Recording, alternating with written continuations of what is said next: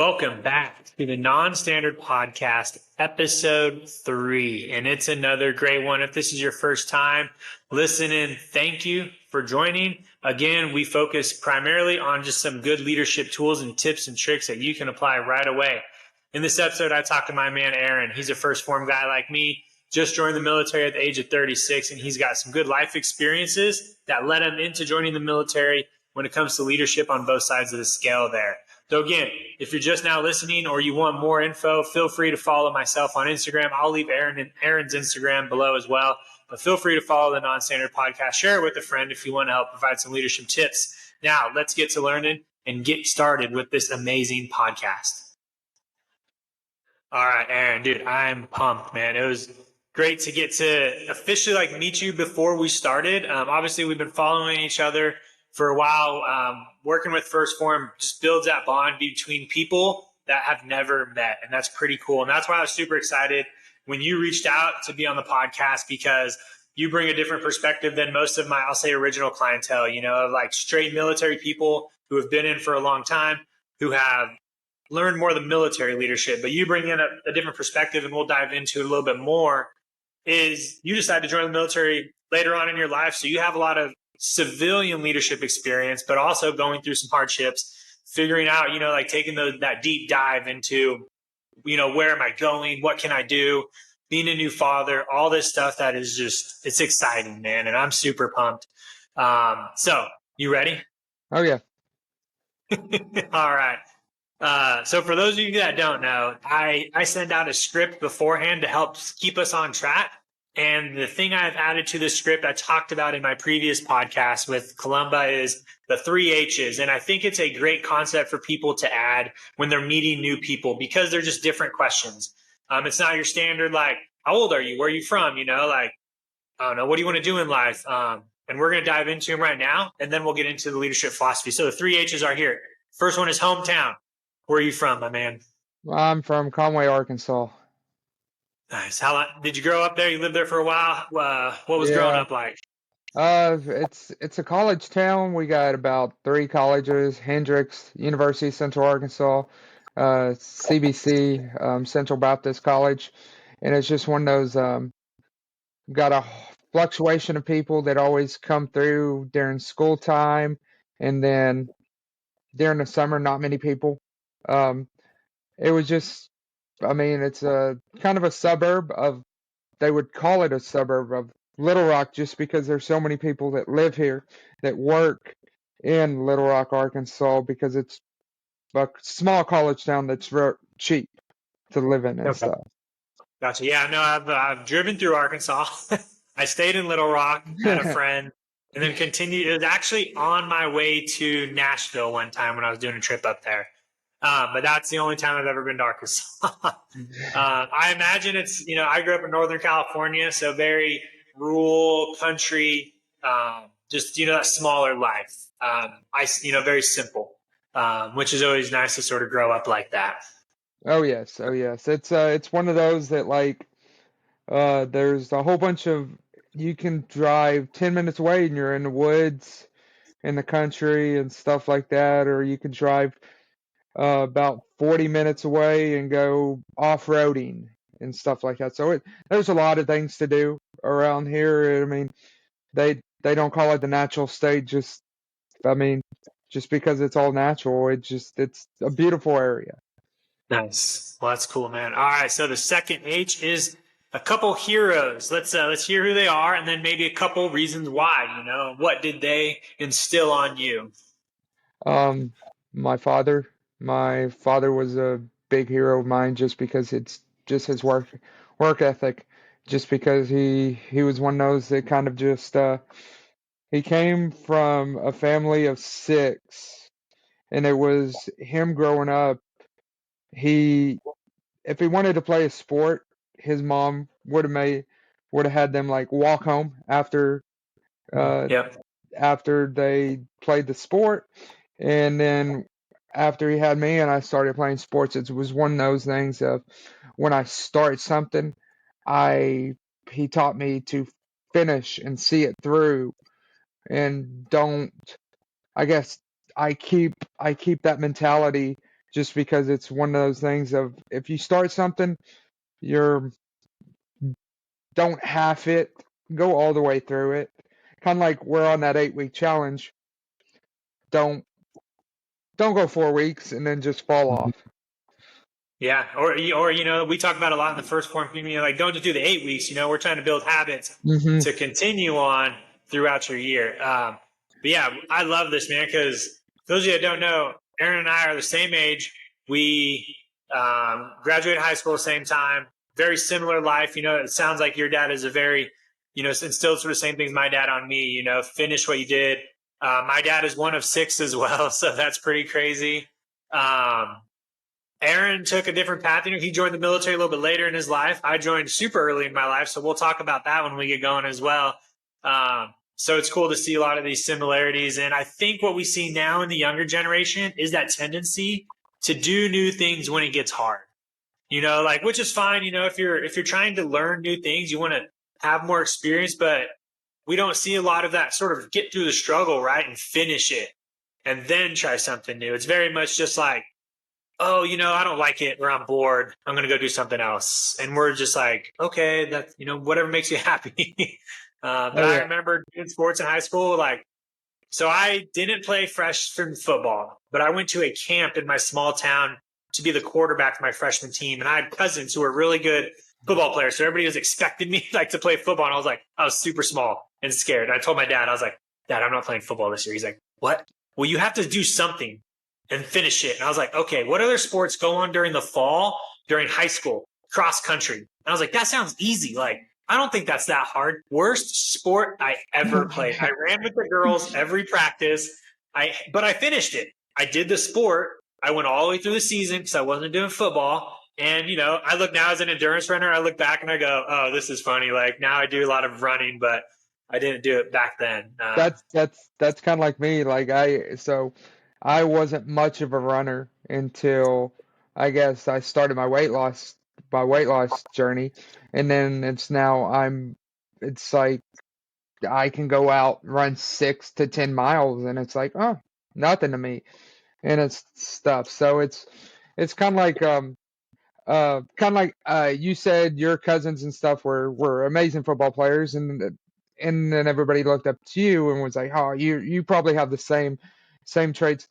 Dude, that's almost like speaking to me, because not they weren't good basketball players or stuff, but all my cousins are 6 foot and higher, and I'm 5'10" and a small guy, and they're all 6 foot higher, kind of that big burly guy, and I'm like, don't even look anything like them.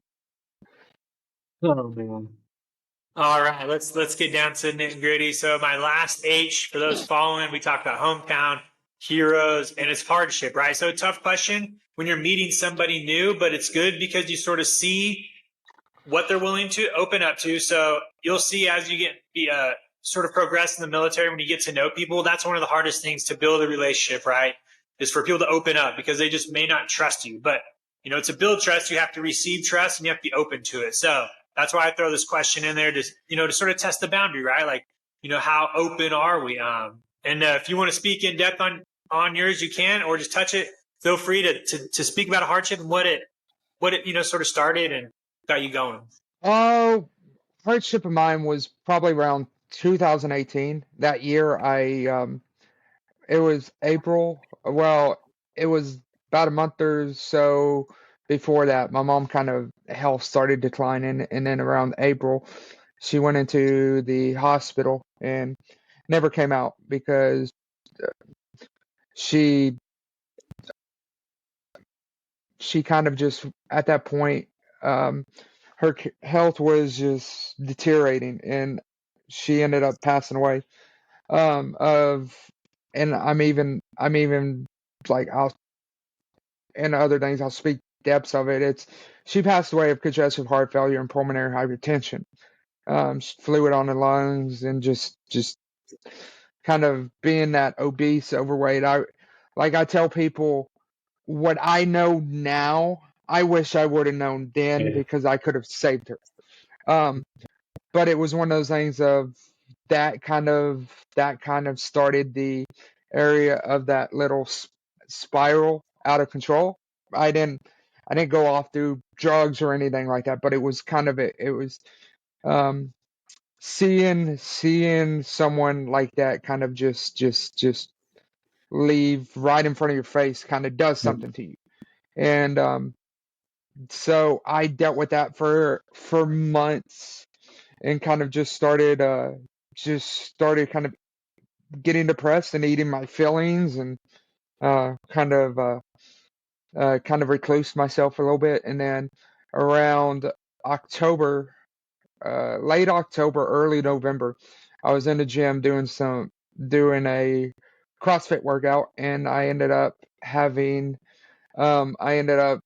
like hearing a click in my shoulder, and next thing you knew, I had a frozen shoulder, and I went to a doctor, and he told me that I had a full and partial tear in my rotator cuff. So I was like, all right, so here we go again, back in that spiral downwards. And I guess it ate me alive. And next thing you knew, I stepped on the scale and was 400 pounds, and I decided that was the end of my hardship, and decided to change something in my life. And that's I guess it was the silver lining that if I would have kept on that hardship, I I probably wouldn't I probably would have ended up in the hospital and been demised like my mother.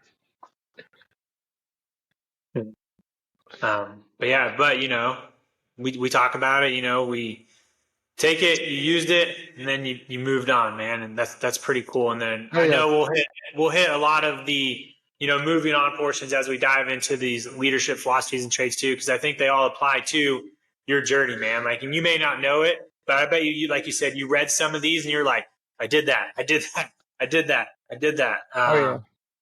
So that's cool. So one question I'm going to ask you quick, that's sort of the off the cuff one, is obviously you joined the military a little bit later in life. So you're getting ready to get back into it and see these younger officers or supervisors take charge. Hmm. What is a tip you could give them, or what is something you think they should be doing right away as a new young leader? Oh, one thing. Listen. I mean, if don't. What gets me is all these new leaders that, like, for instance, that are coming young out of like ROTC at college, or they um, get that, I guess, get that experience from 4 years, and then they go and become an officer, or they end up ranking up quickly uh, to become like a sergeant or anything in the military.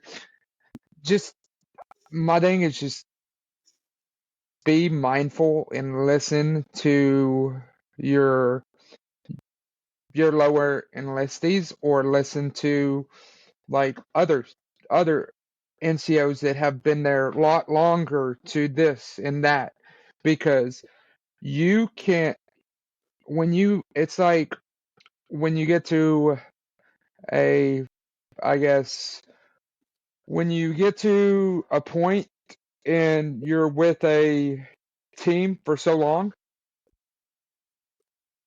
you you're going to need their back, and they're going to need vice versa. I mean, it's one Yep. of those things of don't don't come in all I guess don't come in all cocky and stuff, because yes, you did 4 years in ROTC, but you're coming in and you're going to be over in a 10-year guy that's possibly a sergeant, staff sergeant, and he's going to look at you and say, yes, you outrank me, but you don't know jack crap of what. So it's one of those things of, you just, I would, I would listen. I would Yeah. listen and take everything with take everything, I guess, with what's the word, with a grain of salt. It's just one of those things of uh, always be willing to learn. Yeah, no, that's exactly, that's my tip as well that I give and that I take with me is listen or wait to take charge. Hmm. Um, because a lot of leaders in new positions think to be a leader, you have to change things in like the organization, which you don't have to. But to make change, you have to make sure you're doing it appropriately. And the way you do Hmm. that is by sitting back, listening to those around you, gathering the info, seeing how the team functions, like you said, and then you can start executing on tasks that you want to go forth and change. So that's great. Yeah, and it's hard. It's really hard for, I think, the younger generation or just really anybody to sit back, let other people lead when they're supposed to be leading. It's kind of like I'll speak this real fast. It's kind of like my experience being 36, coming into basic training and all that stuff with 18 to 19-year-old kids, knowing that I've lived that life. I've been there. I've done that. A lot of them have never been away from home, and they were getting told, "Hey, wake up this time, do this, do that." And I had many of times that it kind of just I wanted to bash my head into the wall just because they were walking around thinking they were the hot stuff and stuff like that, and it was just like one of those. I was met with the hush up, you don't know what you're talking about, old man. I was like, all right, I've been there, done that, got a T-shirt about it, and it's just one of those things. I just sat back and let them do what they wanted to do, and I just when they needed advice, I made sure that they wanted that advice. If they didn't want that advice, then I didn't go forward. I just sat back and watched a whole lot of the show. That's what I would call it. The whole 16 weeks. It was a good learning experience, and it taught me that when I'm I'm a I'm a PFC E3, so it taught me to kind of look at a new eyesight of it, just because I'm one of those. I want to achieve things very quickly, kind of like I'm working toward being promoted to E4 this year, and then I want to drop my packet to go to for my BLC and all that stuff. I want to get from point A to point B as quickly as I can. But at some points you have to just slow down, and it's one of those I'm learning. Yeah. No, and one of my traits is always, well, it's not really my trait. I stole it from, always be learning is a huge one that we always talk Yep. about. One thing I loved was, and it's in the book I'm reading. It's called About Face. It's a great book about a general in the Army, Hackworth, and he talks about. Shoot, it was just right there on the tip of my tongue. Let's see if it's going to come back to me. If not, we might have to move on. What were we talking about? You were just talking about. Oh, there's always time to like have those, fight for a cause or an argument, but then there's also times to just like, yes, sir, got it, move on. You got to pick your battle, right? And he talked about Uh-huh. it too. Like he said through his career, there were times where he knew what the right answer was, but just at that moment, it wasn't worth the hassle or, Yeah. just a little extra. And he was just like, hey, I'll rub that one off. I'll push it over here and then focus on something else. And that's something that's hard too, right? Because we always want to prove our point or have our end say, we're human nature by law. We want to have the last word, but sometimes it's hard for us to just be like, yes, sir, got it. Mhm. I'll come back later. Yep. Yep, that's matter of fact, that's directly right there. There was a whole bunch of, all right, let's do this. Let's do it your way. And then Yeah. maybe we can come back and see we can Yep. we could see if my way would have worked. Yeah. Yeah. Well, cool. All right, man. I think we're rolling on straight perfect, my leadership philosophy. So like, just like most of you guys have heard in the last podcast, developed a leadership philosophy going through a school in the Air Force called ACSC. where it's like a master's for officers, and one of the courses is on leadership, and you have to develop a leadership philosophy so that if I were to take command and the previous commander goes, hey, how are you going to lead these airmen? What are your, how? Mine are off 4 steps, right? Lead by example in all we do. Be Mm-hmm. selfless. You have to be selfish. Build relationships off trust and care. And then challenge the road in front of you by getting comfortable, being uncomfortable. Obviously, being in the first form community, these are, we hear them every day. And that's Yeah. where I took most of them, but they apply in everything we do. So we'll start with whichever ones you want to dive into, feel free. Obviously, you have the experience before you join the military on if some of these apply and how they apply, and then going to the military. But what do you like? What don't you like? What feedback do you got? Let's hear it. Just I would say uh just the leadership aspect of it of before being a civilian is just trying to like, and I mean vice versa. I mean it could be both the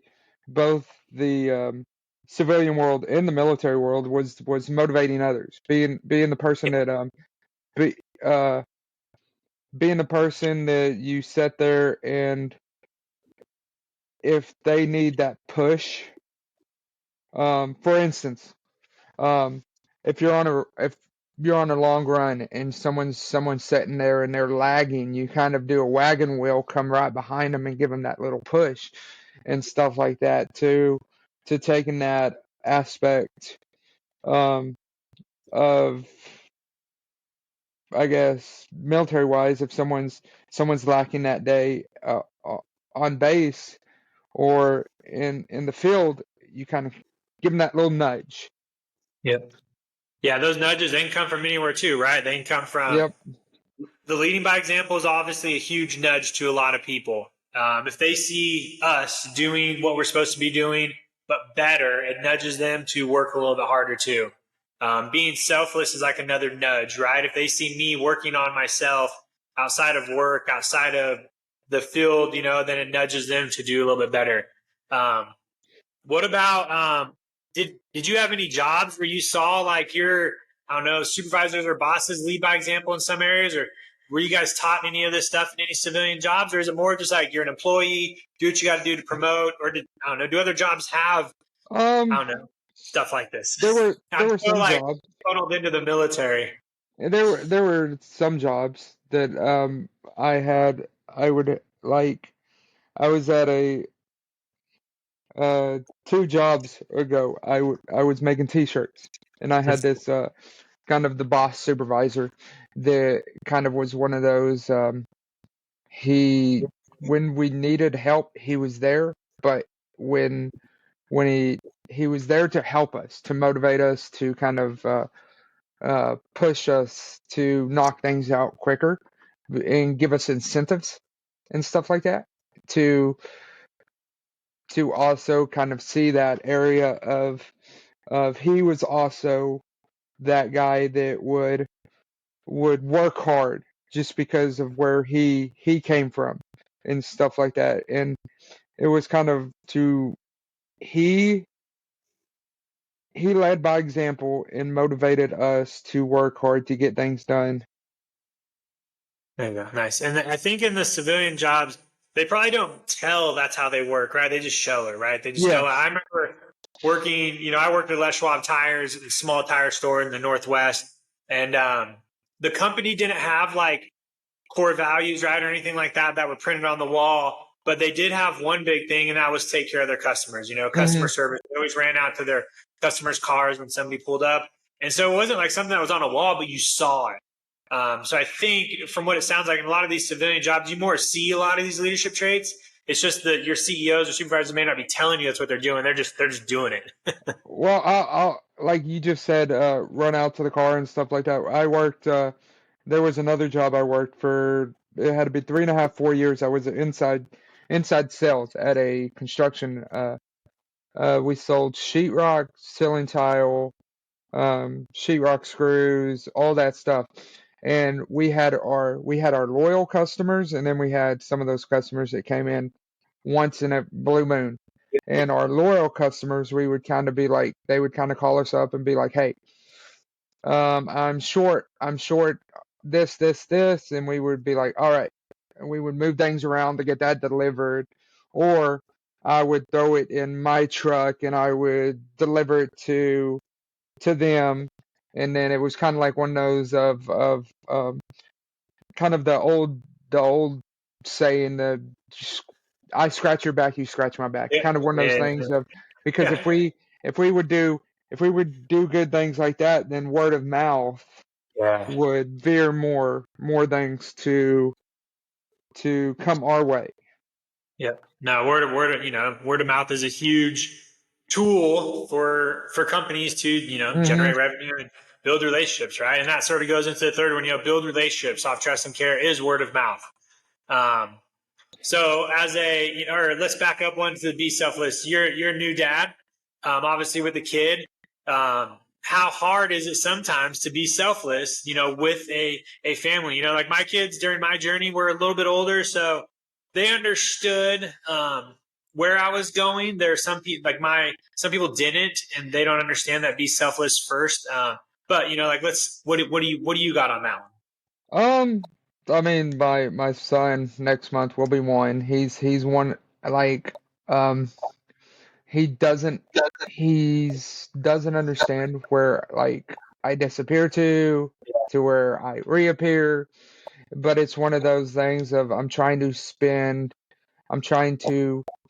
I guess spend as much time as I can with him before it gets to that point in my now career where I kind of got to look at him and say, uh, I mean, Daddy's got to go, and then he's like, he gets sad and stuff like that. So it's one of those things of I gotta know when to kind of put things in perspective, and uh, think about me, or um, and then I gotta kind of think about my family too. So it's Yeah. one of those things of, be, before I had my son, it was like, hey, I'm going to work out, and now it's like, hey, I'm gonna go work out, but, like, I got an hour to an hour and a half, and then I'll come home and spend time and stuff like that, and it's one of those things of, I I make time and Yeah. stuff. Nice. That's good. What about challenging the road in front of you, getting comfortable, being uncomfortable? So obviously, you'll see as you progress in the military career, there's going to be a lot of things you're told to do that are just like old school and probably not the best way. How would you give some younger people that advice to want to challenge the road, but do it sort of appropriately instead of just saying like this sucks, we have to do something different? Um, it's one of those things of, if you want to grow in life, you gotta step out of the comfort zone. I mean, there. I guess the younger generation wasn't. I mean, yes, me and you are in a young generation, but we were kind of brought up differently. And now it's like all these younger kids are basically, it's they don't want to be um they don't want to be uncomfortable. They want everything handed to them and stuff. They don't want to work for it and stuff like that. And my thing is, if you want something, just go out, and to achieve it, go out and get it. You got to be Yeah. uncomfortable. I mean, it was one of those things of during. I tell people during my if they want to lose 10, 15 to 100 pounds, you got to get uncomfortable. It's done get. It's there are times you're going to have to do it by yourself. There's times you don't have someone right there by you, and it's one of those. I have this saying. I don't know where I found it or if I read it somewhere, but it was one of those. I can give you, as a coach, I can give you the key to the door. You have to be willing to be uncomfortable and open it and go through that door. As as me and you are coaches, we can hold someone's hand for as Mhm. we can't hold their hand forever. at some point it's kind of like have I'm gonna learn this when I teach my kid how to ride a bike. You gotta take the training wheels off at some point. And I guess just younger generation has to. I mean, it's one of those things of they gotta learn discipline and stuff. Being uncomfortable being uncomfortable is a way to grow in life. It is, yeah. Um, it's not fast, which I think a lot of people think it is. Change is not fast, and then it's also understanding, like, you know, you you have to lead by example in some of those cases. You hit it pretty good on the head. You're going to be alone when you're doing change Mm-hmm. sometimes. Nobody's going to be around you. You're not going to know if it's the right way as well. But that's why, failure sometimes, not sometimes, it is a way to success in leadership, because you don't know what road you're going down if you're not willing to make the sacrifices to fail and then turn, and go down another road. And that's where the uncomfortability comes in. If you're comfortable, you're just not making progress.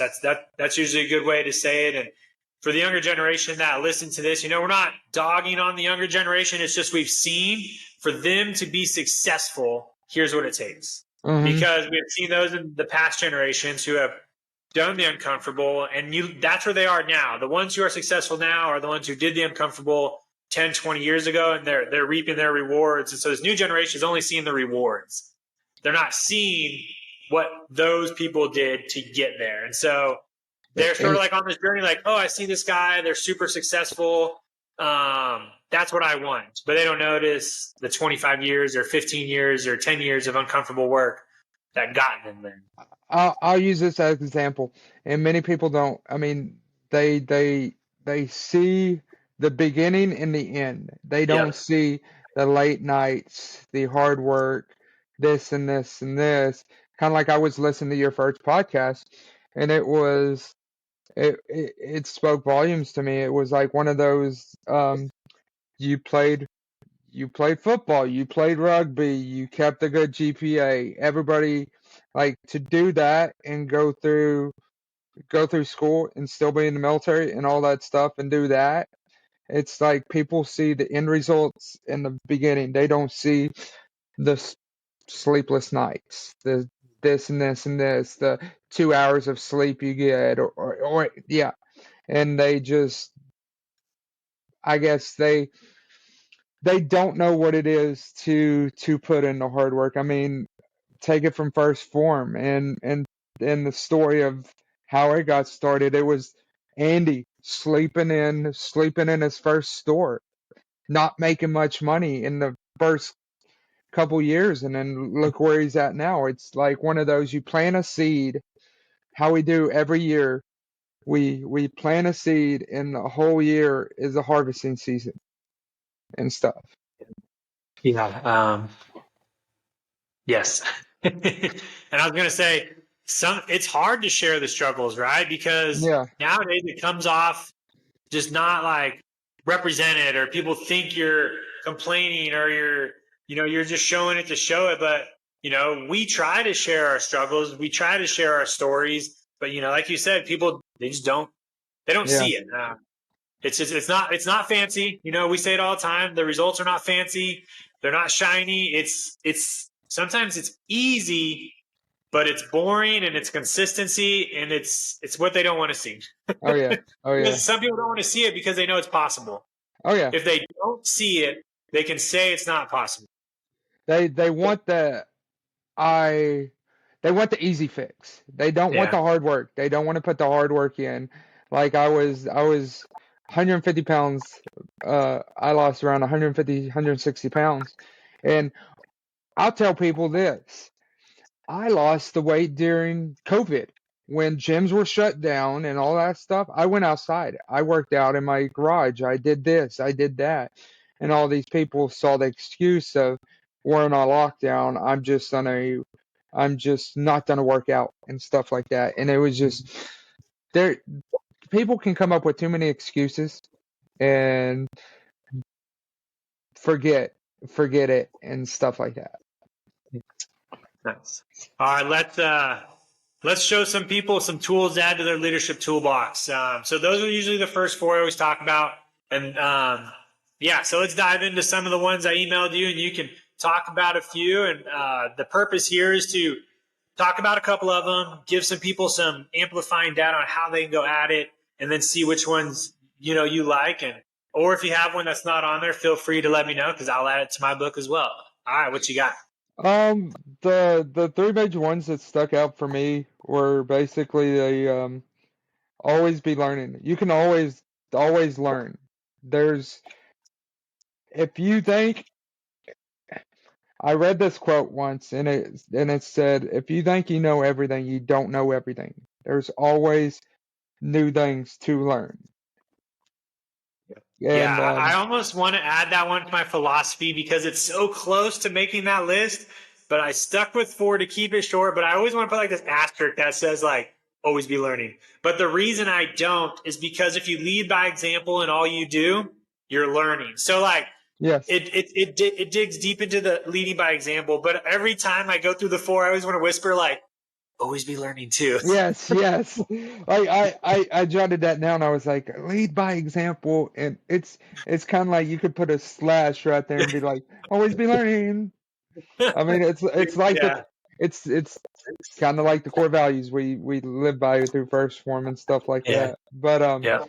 another one would be something I like to do is set back as someone that's been around, done it, worked multiple jobs, and kind of had that eye-opening experience. I'd like to lead from the rear because it's one of those things of you have, I guess, from a from an aspect of if you set back and you watch everything, you can kind of see some people make mistakes. Some people do things that you didn't know about, and it's one of those like um you could just you yes, you can lead from the front and you can lead from the rear.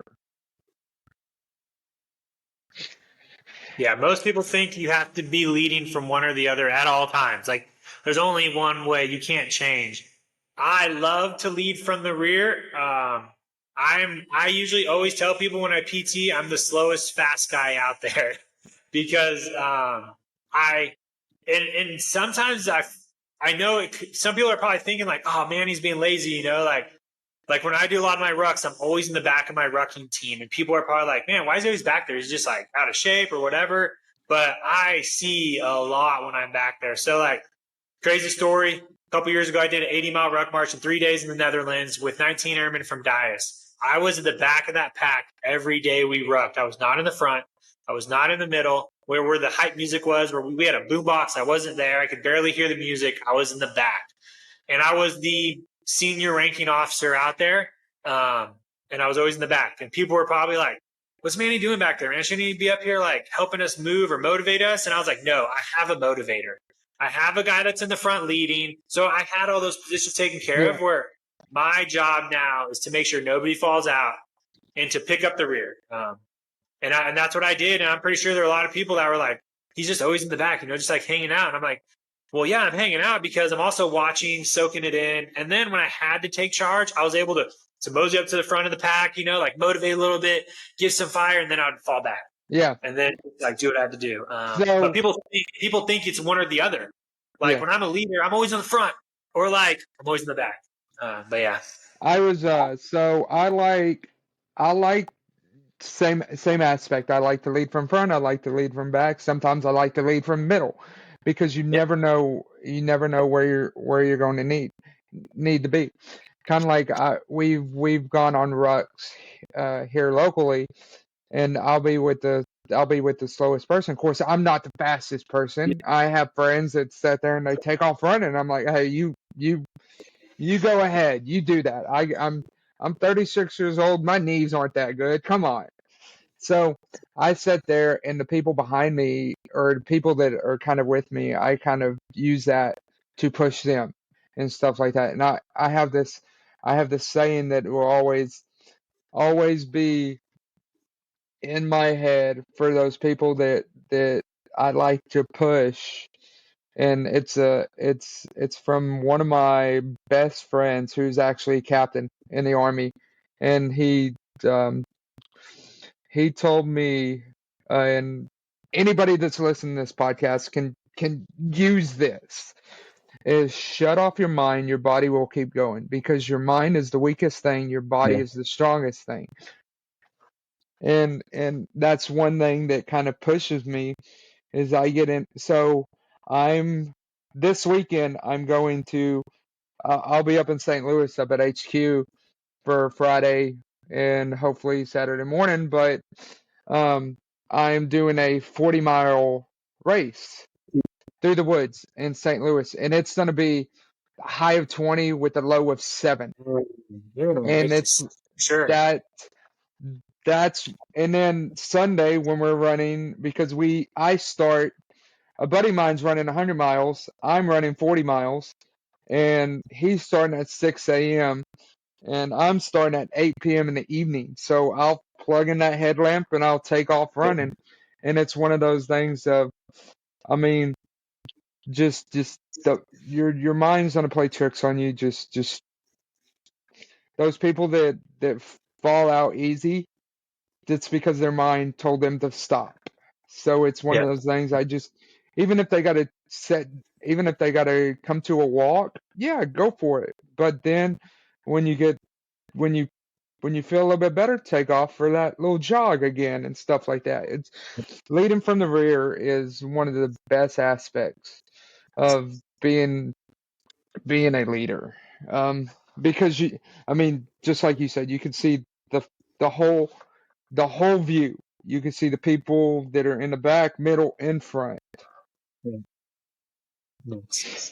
Yeah, so I'll just add a quick plug for if you guys listening are trying to figure out how do I shut off my mind. 2 good books. Endure is a good book. Also, just David Goggins' Can't Hurt Me, because that's where he talks about the governor in your mind is controlling how far you go. If you shut that They off, you will go a lot further. A buddy of mine It's that's those running 100 miles actually read David Goggins' "You Can't Hurt Me," and that's where he decided, hey, I'm gonna run 100 miles, and I'm like, go yeah, for it. that's where it's yeah. Yeah, 2 good books if you're trying to figure out how to shut off your mind. Endure, Can't Hurt Me by David Goggins. All right, what else you got? um, the third one that just stuck out at me, that I mean, control what you can control. I Yeah, mean, just it's one of it's those hard. things that It's hard to do that. people. I mean, when you think of it, we all have the same 24 hours during the day.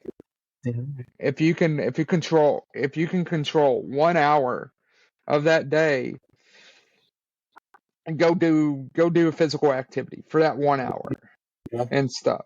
If you can't control it, then try to figure out where. I mean, um, knock out 30 minutes here and 30 minutes there. I mean, it's not one of those where you just got to figure. You got to kind of prioritize some things and control what you can control. If you can't control it, don't worry about it. Yes, yeah, that's one of my biggest feedback to my Transformers when they are having a hard time with like, oh, life, what happens to all of us, we talk about a lot, bounce back. But I'll always tell them, control what you can control. You Yep. control what you put in your mouth. You control when you get up. You control how much water you drink. You control all of that. If you control those, and they're like, oh, that's it. I'm like, that's it. That's kind of like I'll tell people when they're like, why do you run so much or in this and this? Because I have control of my whole body. I have control of my breathing. I have where I can assess everything. I can be like, all right, my knees are feeling okay, my body's feeling okay. I can speed it up. My body's hurting, let's slow it down just a little bit. And it's one of those things. That's one. I mean, one area that has taught me control is running and stuff like that. That's good. Yeah. That's always a good one. And it's Well, it's an easy one, I think. Oh Definitely yeah, one of the easiest ones because it's different for everybody, but we all have it available. Like some people may not have, always be learning available if they can't study or do something, or they may not have, you know, let's see, I have another one in here that's, feedback, is another one I have that may not be available at the time, but what you can control is always there. And there's always something too. It's not like you can control everything. So it's like, you can't just like check it off and be like, oh, I'm done with that one. You can always go back to it and be like, all right, what else can I find in my day or my life that I can try to control to get better at? yeah, yeah. That's one thing. Like you can kind of I kind of at night I'll sit there, I'll stay awake in bed for a little bit, and I'll kind of assess how my day went and kind Yeah. of go over what can I do tomorrow to make it better. Kind of like uh for instance, being a leader in the military, you kind of at the end of the day you can kind of when you when you tell everybody they can go home, you stay there and you're kind of like going over, hey, the kind of um the going over the P's and Q's of where you can kind of when we come in tomorrow, let's work on that a little bit better and let's work on this and kind of we're always learning how to control what we can control. Yep. One more. What you got? Uh one more that I got is I mean, I guess I would have to say would be multiple angles of attack. Yep. You mean Common one. Yep. yeah, because I mean that's I mean I didn't know much about it. I mean I knew some about it while being a civilian, but coming to being in the military and being a trying to learn to because at points we had FTXs and stuff like Mm-hmm. that. So we had to learn multiple attack areas because your enemy is always going to know possibility of where you're going to attack from. Well, you got to have a plan B, plan C if that plan A goes haywire.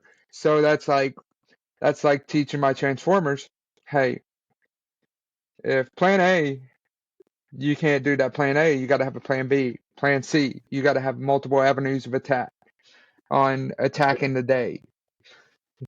Yeah. It's like Because, yep. It's great. So, yeah, the enemy always has a say, so they can always change things up. Is always a huge good line you can use there. And like you said, nothing is going to go as planned. It's no, great to have like one plan, because then you're consistent, you're not worried. But the back of your mind, you should be able to be like, okay, well, I know if I can still do this, or I can still do that from over here. I may not get the best result, but at least it's some result and not nothing. oh yeah, oh yeah. All right. Last part for everybody out there is I always want to be learning as well. So I have them look for a book to recommend that they have, and then I bring up one as well. So, what book do you got for us today, Aaron? Tiny habits and small changes. I heard that one. I'll have to It's add that one down. uh, tiny habits and small changes. It's when I started my journey in my weight loss, there were tiny little habits that I would pick up on, and it would kind of create bigger habits and stuff like that. So it's like one of those. Um, for instance, making your bed in the morning. That's the first thing you do in the morning. It can lead to bigger things. I mean, there's a book out there called Make Your Bed, and it's one of those things. If you can kind of just say for this week, drink a gallon of water. That's a or drink 50 ounces of water. That's a small little habit that will if you can do that for close to 15, 20 days, you create that a habit, and then Yep. it will just kind of snowball into bigger habits. I like that. I like that. That's good. I've not heard of that book, so I wrote it down. I like doing these on the podcast because I get a new book every time I do Well, podcasts. I also had another book just in case you heard of that one, and it's one that Will Grumpke loves, and it's called The Magic of Thinking Big and I stuff. think I have that written down in my library one, but I'll put it in here as for other people as well. It's the magic of thinking big, right? Yes, it's a great book because if you can think, it's kind of like think big things and execute plans to achieve those big things. It's like a vision board. Vision Yes. boards are hard for people to make because they're like, why do I want to put a mansion on a house, or a fancy car? And Yeah. because every step you take towards that is one step closer that you probably weren't doing before. Oh yeah. Oh yeah. Yeah. That's one big thing. One big thing they kind of push in our HQ family, our first form family, is vision boards. Okay. You got to Yeah. if you have a vision board, it's something you can always work toward. My vision So, board was losing weight and doing this. I have another part of my vision board of working remotely for HQ, and it's one of those things I'm knocking little checklists out to get to that point. yeah. So crazy story about vision boards. I have my desktop picture is my vision board. Well, one of my vision boards is to be on Andy's podcast, Real AF. But I didn't know that it would lead me to making my own podcast. So I think of that as like without that dream of wanting to be on Andy's podcast, right? Like not even thinking of wanting to do a podcast, it has led me to take this step into starting my own podcast. So it's like, I'm not there, but I've made progress where if I didn't have Andy's Real AF on my vision board, I probably never would have thought, so it's crazy how like the vision, it's not full circle, but it's like, it's taken like this offset of me starting my own, which maybe it brings me back to making my way up there. Yeah, So everything is funny now when I see that podcast picture. I'm like, oh, I sort of have checked that vision off because even though I'm not on a podcast, I'm on a podcast. Oh yeah. It's like, yeah, I guess checking off a lot of things on my vision and stuff this year, like was I've always wanted to be on podcasts, and this is my first one to hop on, and then I think here soon I'm gonna be on with Jeremy Mullins and you have to keep me updated on that one, Jeremy. Yeah, that's cool. Of course, they did a story, the H2F, Kentucky Army National Guard, did a story on me on my weight loss to join the military, and I'll send you the blurb about that. But it actually reached Fox News, Chicago, Fox News, Arizona. The chief of one of the top guys for the president saw it on LinkedIn and stuff like that. I mean, yeah, that's so cool. It actually, believe it or not, the drill sergeants at my basic training knew who I was before I even got there. It ended up being the Fort Leonard Wood. We're still working on that thing, but Fort Leonard Wood wants to do a story on my weight loss to join the military, and it's kind of like one of those things of so many doors are opening this year. Like Kentucky, the Kentucky Guard, we're trying to work on a thing where I come up there and talk to leadership about my weight loss and stuff like that. So it's one of those, I'm as a private first class in the military, it's like I'm this small little person going to talk to leadership, and it's like what's going to grow out of that. Yeah, no, that's cool. I didn't know that. That's cool, man. I'm excited to read about it now and and share it as well. So cool. Yeah. So the book I brought to the table is The Coaching Habit: Say Less, Ask More, Way You Lead Forever. And the reason I like this one is it's a different form of leadership.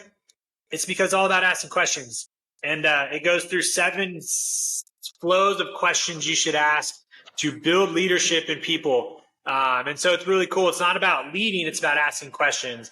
And then the first question it always starts with is, it's called the kickstart question, is what's on your mind. So if you're meeting somebody new or building relationships with somebody, or somebody's trying to solve a problem, you can simply just start with what's on your mind. That gets them to open up. And the book's cool because I love books that have direct action stuff I can apply, right? Like habits books, or this book, I can take it and apply it to real life. But then I also love books that are stories, because you're learning about from people's stories. Oh yeah. So those are the two different books I sort of read. But yeah, that's the one I brought to the table today. Okay.